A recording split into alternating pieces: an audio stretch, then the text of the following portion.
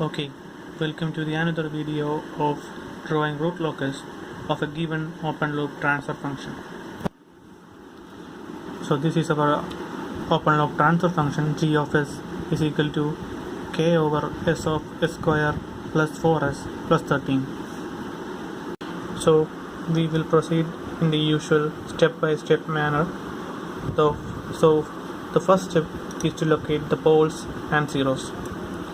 So here we will find the poles by finding the roots, that s is equal to minus 4 plus or minus root of 4 square minus 4 into 13 by 2, finding the roots of this quadratic equation, and we will get the roots is equal to minus 2 plus or minus j3. So the poles are s is equal to 0, minus 2 plus j3, minus 2 minus j3. So there are 3 poles for this open loop transfer function, and there are no zeros for this transfer function.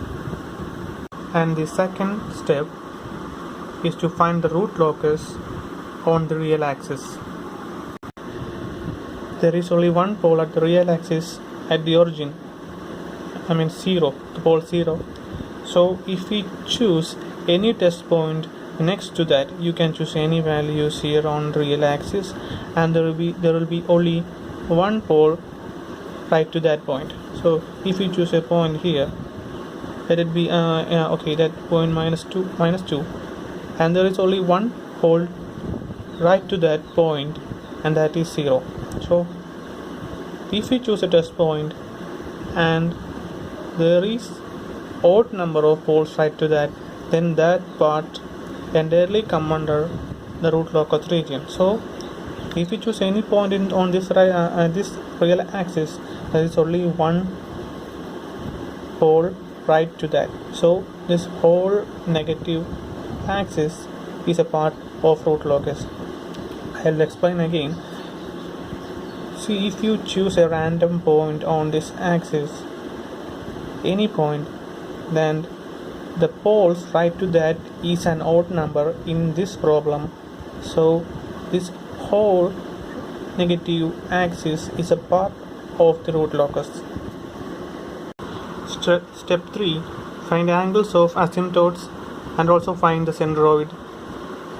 So why on the earth we are finding the angle of asymptote is that asymptote, see, this root locus moves in parallel with this asymptote. So asymptotes are showing us the way in which the poles moves in the s-plane. So that's the need for finding the angles of asymptotes, so we can draw the root locus in the correct way that it moves.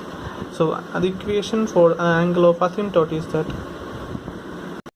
180 into 2q plus 1 divided by n minus m, and q will range from 0, 1 to up to n minus m. See, this n is the number of poles and m is the number of zeros. You substitute the values in this equation, you will get like this, and that is q is equal to 0. When q is equal to 0, the angle will be 60 degree, and like that you will get these corresponding angles of asymptote.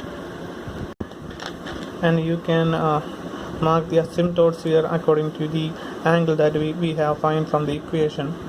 60 degree here and 180 degree here, that is on the real axis, will be like here on the negative axis, and then the next angle was 300 degree, and it will go from here, and that's approximately, we can draw 60 degree from here, so it's 300 degree, and next angle was the 420 degree, that is also a 60 degree from here. So we will get an asymptote like this. So in the third step, we also need to find the centroid through which these asymptotes pass. This centroid is equal to sum of poles minus sum of zeros divided by number of poles minus number of zeros. So we will get the value of centroid as minus 1.33, and that is the point through which all the asymptotes pass on the negative axis. And the next step, step 4, is to find the breakaway point if there is one. For that we need the characteristic equation, that is s of s square plus 4s plus 13 plus k is equal to 0. See, now So from that we will get the value of k, that k is equal to minus s cube minus 4s square minus 13s. Okay, let's put it there. So if there is a breakaway point, then for the value of s that we are going to find out, for the value of s, then the k will be positive and real. Okay, so we will find the value of s and we will find out whether the value of k is positive and real. So equate to take the differential of this d by ds of k and equate it to 0. So that's happening here. So we will equate this to 0 and we will find the value of s, and we get the value of s equal to minus 1.33 plus j 1.6, and we need to substitute these values on this equation right here, and we need to check whether the value of k is positive and real. So by substituting it, I found that for this value of s, k is not positive and real, and there is no breakaway point in this open loop transfer function. And the fifth step is to find the angle of departure. See, what is an angle of departure? So it is the angle at which the poles, see we have poles P1, P2, P3, at the poles will move and crosses the imaginary axis. So it is just the angle at which poles moves in this plane. That's all for about the angle of departure. Let us consider pole P2.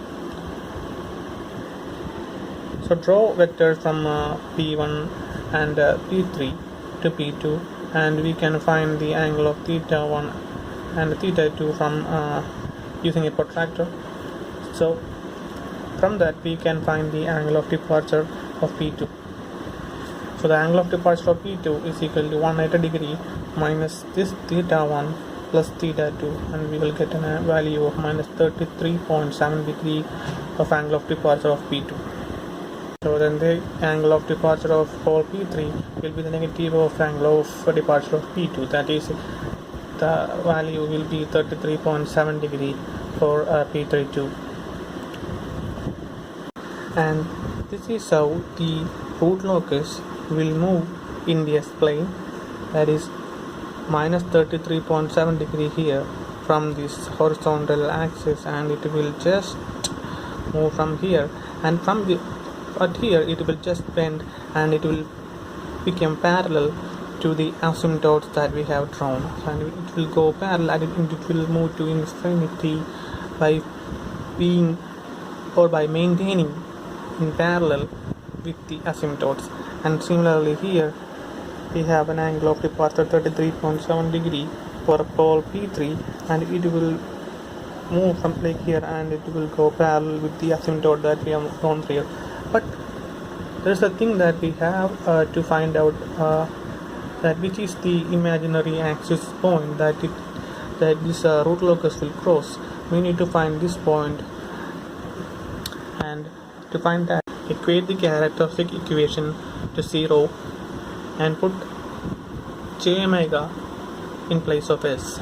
Substitute j omega for s. So, and we will get an equation like this, and equate the imaginary part of this equation to 0, and we will get a value of omega is equal to plus or minus root 13, that is plus or minus 3.6, that is 3.6.